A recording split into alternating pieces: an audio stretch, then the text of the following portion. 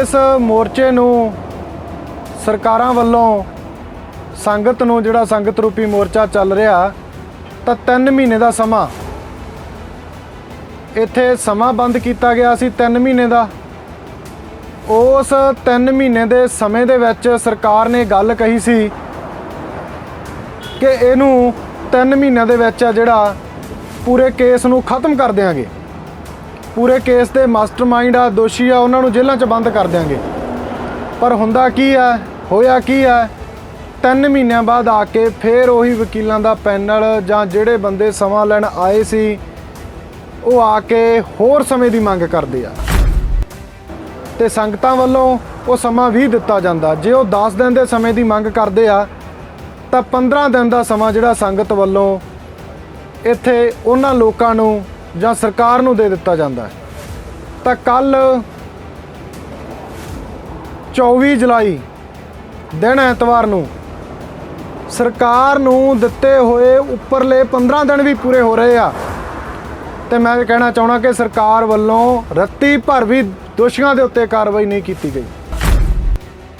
जिहड़ा सिख गुरु साहब की बेअदबी का इंसाफ लेना चाहुंदा है, दोषियों ते कार्रवाई कराउणी चाहुंदा है गोलीकांड की बेअदबी नूं लैके, तां आओ आपां इकट्ठे होईए, अपने विचारक मतभेद पासे रख के, निजी मतभेद पासे रख के धन साहिब श्री गुरु ग्रंथ साहिब नूं सन्मुख मन के उन्हां नूं अपना आगू मन के आपां इकट्ठे होईए।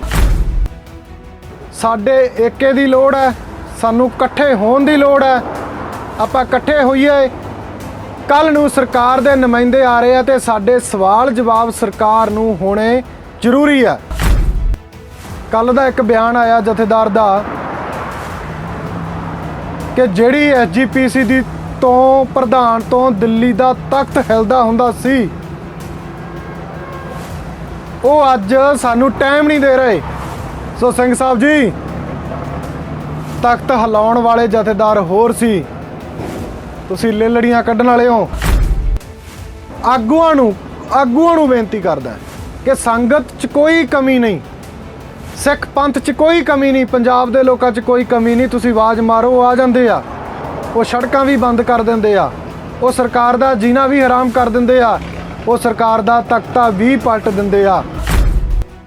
पंजाब दे लोक डिसाइड करनगे कि अगला संघर्ष किस तरह का होगा। सिख साडे डिसाइड करनगे साडे गुरु की बेअदबी वार वार हो रही है, इनू रोकण दे लई, ठल पाउण दे लई असीं आपदा की योगदान पाउणा है। दोषी शरेआम बाहर घूम रहे आ, नाम चर्चा उन्हां दीयां काम कर रही हैं, वो सत्संग कर रहे हैं ते कुछ क पार्टियां दे नुमाइंदे उन्हां नूं सपोर्ट करदे आ कि गुरु साहब नहीं मिलदा तां तुसीं सत्संग करो, असीं तुहाडी सत्संग ते आवांगे। ते खालसा पंथ कित्थे अज? खालसा पंथ कहंदा सानूं डेरे ने बुलाया, सन्मान करना, असीं उत्थे जाना। ਇਹੋ जी ਸਰਬ ਸਾਂਝੀਵਾਲਤਾ ਚੁੱਲ੍ਹੇ 'ਚ ਪਵੇ ਜਿਹੜੀ ਸਾਡੇ ਗੁਰੂ ਨੂੰ ਗਲੀਆਂ 'ਚ ਖਿਲਾਰਦੀ ਹੈ। ਕੀ ਲੈਣਾ ਇਹੋ ਜਿਹੇ ਬੰਦਿਆਂ ਤੋਂ ਅਸੀਂ ਜਿਹੜੇ ਸਾਡੇ ਗੁਰੂ ਨੂੰ ਟੱਚ ਜਾਣਦੇ ਆ। ਵਾਹਿਗੁਰੂ ਜੀ ਕਾ ਖਾਲਸਾ, ਵਾਹਿਗੁਰੂ ਜੀ ਕੀ ਫਤਿਹ। ਜਿਵੇਂ ਆਪ ਸੰਗਤ ਭਲੀ ਭਾਲ ਜਾਣਦੇ ਹੋ ਕਿ ਪਿਛਲੇ ਤਕਰੀਬਨ 7 ਸਾਲਾਂ ਤੋਂ ਸਾਹਿਬ ਸ਼੍ਰੀ ਗੁਰੂ ਗ੍ਰੰਥ ਸਾਹਿਬ ਜੀ ਦੀ ਬੇਅਦਬੀ ਅਤੇ 14 ਅਕਤੂਬਰ 2015 ਨੂੰ ਗੋਲੀकांड इस पंजाब दे विच दिखांत वापरिया तो अज तक गुरु साहब की बेअदबी है जिहड़ी लगातार हो रही है। उस दे मद्देनज़र रखते हुए 2-3 सरकारां पंजाब दे लोकां ने बदलियां जां सिख संगतां ने इस कारणा करके ही वो सरकारां नूं नकारिया जिहड़ियां ने गुरु साहब की बेअदबी के उत्ते सियासत की है, गोलीकांड के उत्ते सियासत की है। पिछले तकरीबन 220 दिन तो 16 ਦਸੰਬਰ 2021 तो लैके अज तक बेअदबी ते गोलीकांड नूं लैके बेअदबी इंसाफ मोर्चा लगातार जिहड़ा चल रहा बहबल कलां जिथे गोलीकांड होया सी। सो इस मोर्चे नूं सरकारां वल्लों संगत नूं जिहड़ा संगत रूपी मोर्चा चल रहा तां 3 महीने का समा इत्थे समा बंद किया गया सी 3 महीने का। उस 3 महीने के समय दे विच सरकार ने गल कही सी कि इनू 3 महीनों के विच जिहड़ा पूरे केस नूं खत्म कर देंगे, ਪੂਰੇ ਕੇਸ ਦੇ ਮਾਸਟਰਮਾਈਂਡ ਆ, ਦੋਸ਼ੀ ਆ, ਉਹਨਾਂ ਨੂੰ ਜੇਲ੍ਹਾਂ 'ਚ ਬੰਦ ਕਰ ਦਿਆਂਗੇ। ਪਰ ਹੁੰਦਾ ਕੀ ਹੈ, ਹੋਇਆ ਕੀ ਹੈ, 3 ਮਹੀਨਿਆਂ ਬਾਅਦ ਆ ਕੇ ਫਿਰ ਉਹੀ ਵਕੀਲਾਂ ਦਾ ਪੈਨਲ ਜਾਂ ਜਿਹੜੇ ਬੰਦੇ ਸਮਾਂ ਲੈਣ ਆਏ ਸੀ ਉਹ ਆ ਕੇ ਹੋਰ ਸਮੇਂ ਦੀ ਮੰਗ ਕਰਦੇ ਆ ਤੇ ਸੰਗਤਾਂ ਵੱਲੋਂ ਉਹ ਸਮਾਂ ਵੀ ਦਿੱਤਾ ਜਾਂਦਾ। ਜੇ ਉਹ 10 ਦਿਨ ਦੇ ਸਮੇਂ ਦੀ ਮੰਗ ਕਰਦੇ ਆ ਤਾਂ 15 ਦਿਨ ਦਾ ਸਮਾਂ ਜਿਹੜਾ ਸੰਗਤ ਵੱਲੋਂ ਇੱਥੇ ਉਹਨਾਂ ਲੋਕਾਂ ਨੂੰ ਜਾਂ ਸਰਕਾਰ ਨੂੰ ਦੇ ਦਿੱਤਾ ਜਾਂਦਾ। ਤਾਂ ਕੱਲ 24 ਜੁਲਾਈ ਦਿਨ ਐਤਵਾਰ ਨੂੰ ਸਰਕਾਰ ਨੂੰ ਦਿੱਤੇ ਹੋਏ ਉੱਪਰਲੇ 15 ਦਿਨ ਵੀ ਪੂਰੇ ਹੋ ਰਹੇ ਆ ਤੇ ਮੈਂ ਇਹ ਕਹਿਣਾ ਚਾਹੁੰਦਾ ਕਿ ਸਰਕਾਰ ਵੱਲੋਂ ਰੱਤੀ ਭਰ ਵੀ ਦੋਸ਼ੀਆਂ ਦੇ ਉੱਤੇ ਕਾਰਵਾਈ ਨਹੀਂ ਕੀਤੀ ਗਈ। ਕੱਲ ਨੂੰ ਦੁਬਾਰਾ ਫਿਰ ਮੋਰਚੇ ਦੇ ਵਿੱਚ ਸਰਕਾਰ ਵੱਲੋਂ ਆਪਣੇ ਨੁਮਾਇੰਦੇ ਭੇਜੇ ਜਾ ਰਹੇ ਆ। ਕੈਬਨਿਟ ਮੰਤਰੀ ਸਰਕਾਰ ਵੱਲੋਂ ਕੱਲ ਨੂੰ ਬਹਿਬਲ ਮੋਰਚੇ ਦੇ ਵਿੱਚ ਆ ਰਹੇ ਆ।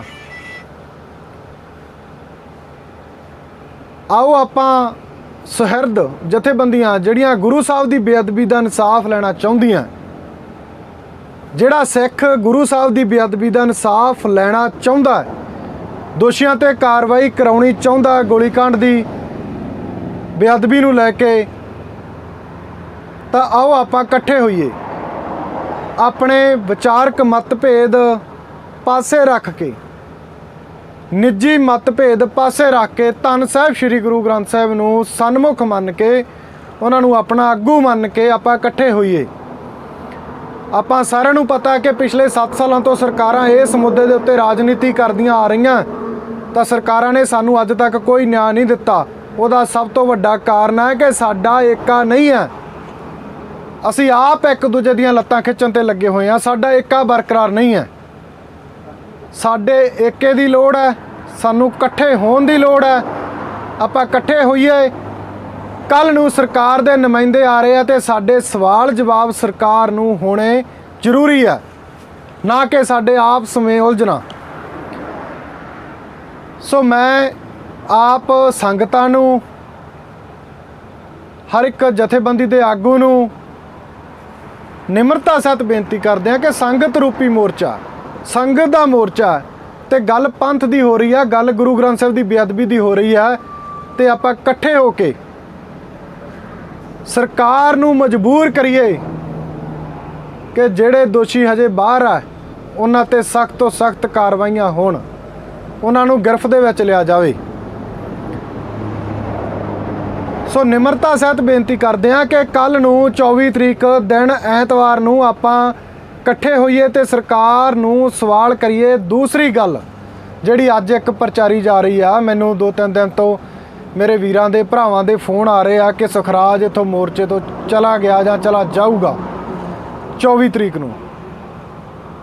ਸੋ ਮੈਂ ਇਹ ਗੱਲ ਹੱਥ ਬੰਨ੍ਹ ਕੇ ਪੰਜਾਬ ਦੇ ਲੋਕਾਂ ਨੂੰ ਜਾਂ ਸਿੱਖ ਸੰਗਤਾਂ ਨੂੰ ਕਹਿਣਾ ਚਾਹੁੰਦਾ ਕਿ ਗੁਰੂ ਸਾਹਿਬ ਨੇ ਸੇਵਾ ਬਖਸ਼ੀ ਆ, ਸੇਵਾ ਕਰਦੇ ਰਹਾਂਗੇ। ਪਰ ਜੇ ਮੋਰਚੇ ਤੋਂ ਜਾਣ ਦੀ ਗੱਲ ਆ, ਉਹ ਜਿੰਨਾ ਟਾਈਮ ਸਾਡੀ ਮੰਗ ਪੂਰੀ ਨਹੀਂ ਹੁੰਦੀ, ਮੋਰਚੇ ਦੀਆਂ ਮੰਗਾਂ ਪੂਰੀਆਂ ਨਹੀਂ ਹੁੰਦੀਆਂ, ਉਹਨਾਂ ਟਾਈਮ ਮੋਰਚੇ ਤੋਂ ਇੰਚ ਵੀ ਨਹੀਂ ਪਾਸੇ ਜਾਇਆ ਜਾਂਦਾ।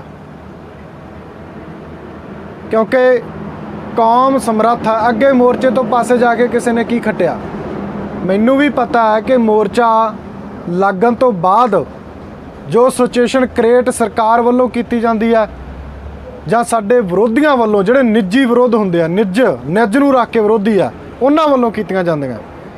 ਸੋ ਉਹਨਾਂ ਨੂੰ ਦਰਕਨਾਰ ਕਰਦਾ ਮੈਂ, ਉਹਨਾਂ ਨੂੰ ਬੇਨਤੀ ਕਰਦਾ ਕਿ ਭਰਾਵੋ, ਗੁਰੂ ਗ੍ਰੰਥ ਸਾਹਿਬ ਦੀ ਗੱਲ ਹੈ, ਕੋਈ ਕਿਤੇ ਨਹੀਂ ਭੱਜ ਚੱਲਿਆ।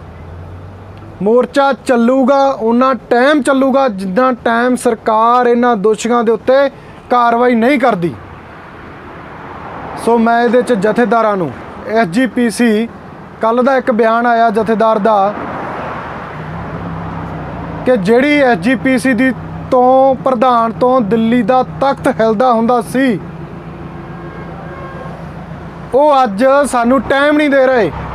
ਸੋ ਸਿੰਘ ਸਾਹਿਬ ਜੀ, ਤਖਤ ਹਿਲਾਉਣ ਵਾਲੇ ਜਥੇਦਾਰ ਹੋਰ ਸੀ, ਤੁਸੀਂ ਲੇਲੜੀਆਂ ਕੱਢਣ ਵਾਲੇ ਹੋ। ਤੁਸੀਂ ਉਹ ਕੰਮ ਕੌਮ ਦੀ ਨੁਮਾਇੰਦਗੀ ਵਾਲੇ ਨਹੀਂ ਕਰ ਰਹੇ ਜੋ ਕੌਮ ਨੂੰ ਚਾਹੀਦੇ ਆ। ਗਲਤੀ ਤੁਹਾਡੀ ਹੈ। ਕੌਮ ਦੀ ਕੋਈ ਗਲਤੀ ਨਹੀਂ, ਕੌਮ ਅੱਜ ਵੀ ਸਾਥ ਦਿੰਦੀ ਆ। ਸੋ ਆਪਾਂ ਨਿੱਜ ਪ੍ਰਸਤ ਪਾਸੇ ਰੱਖ ਕੇ, ਵਿਚਾਰਕ ਮਤਭੇਦ ਪਾਸੇ ਰੱਖ ਕੇ ਗੁਰੂ ਸਾਹਿਬ ਦੇ ਲਈ ਚੱਲ ਰਹੇ ਮੋਰਚੇ ਦੇ ਵਿੱਚ ਵੱਧ ਚੜ ਕੇ ਆਪਾਂ ਇਕੱਠੇ ਹੋਈਏ। ਘੱਟੋ ਘੱਟ ਗੁਰੂ ਸਾਹਿਬ ਦੀ ਬੇਅਦਬੀ ਦੇ ਨਾਂ 'ਤੇ ਤਾਂ ਇਕੱਠੇ ਹੋ ਜਾਈਏ, ਜਿਹਦਾ ਦਿੱਤਾ ਖਾ ਰਹੇ ਹਾਂ, ਜਿਹਦੇ ਕਰਕੇ ਅੱਜ ਜਿਉਂ ਰਹੇ ਹਾਂ। ਸੋ ਮੈਂ ਆਗੂਆਂ ਨੂੰ ਬੇਨਤੀ ਕਰਦਾ ਕਿ ਸੰਗਤ 'ਚ ਕੋਈ ਕਮੀ ਨਹੀਂ, ਸਿੱਖ ਪੰਥ 'ਚ ਕੋਈ ਕਮੀ ਨਹੀਂ, ਪੰਜਾਬ ਦੇ ਲੋਕਾਂ 'ਚ ਕੋਈ ਕਮੀ ਨਹੀਂ। ਤੁਸੀਂ ਆਵਾਜ਼ ਮਾਰੋ, ਆ ਜਾਂਦੇ ਆ। ਉਹ ਸੜਕਾਂ ਵੀ ਬੰਦ ਕਰ ਦਿੰਦੇ ਆ, ਉਹ ਸਰਕਾਰ ਦਾ ਜੀਣਾ ਵੀ ਹਰਾਮ ਕਰ ਦਿੰਦੇ ਆ, ਉਹ ਸਰਕਾਰ ਦਾ ਤਖਤਾ ਵੀ ਪਲਟ ਦਿੰਦੇ ਆ। ਪਰ ਘੱਟੋ ਘੱਟ ਕੌਮ ਦੀ ਤੇ ਪੰਥ ਦੀ ਸਹੀ ਗੱਲ ਕਰੀਏ, ਸੰਗਤ ਸਾਥ ਦਿੰਦੀ ਆ।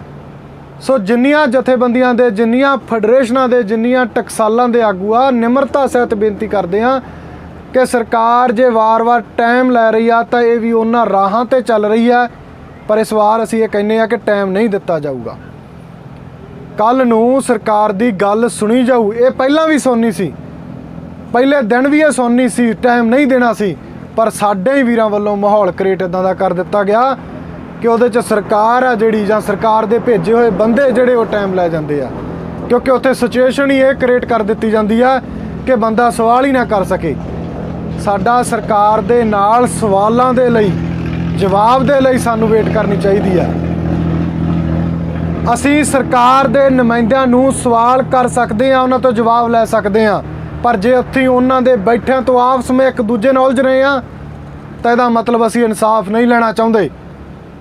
ਅਸੀਂ ਪੰਜਾਬ ਦੇ ਲੋਕਾਂ ਦੇ ਵਿੱਚ ਜਾਂ ਵਿਦੇਸ਼ਾਂ ਦੇ ਸਿੱਖਾਂ ਦੇ ਵਿੱਚ ਇੱਕ ਕਨਸੈਪਟ ਫਿੱਟ ਕਰ ਬੈਠੇ ਹਾਂ ਕਿ ਕੋਈ ਵੀ ਮੋਰਚਾ ਲੱਗਦਾ ਹੋਵੇ, ਕੋਈ ਵੀ ਇਕੱਠ ਹੁੰਦਾ ਹੋਵੇ, ਲੈਣੀਆਂ ਸਾਡੀਆਂ ਆਪਦੀਆਂ ਪੱਗਾਂ ਹੀ ਆ।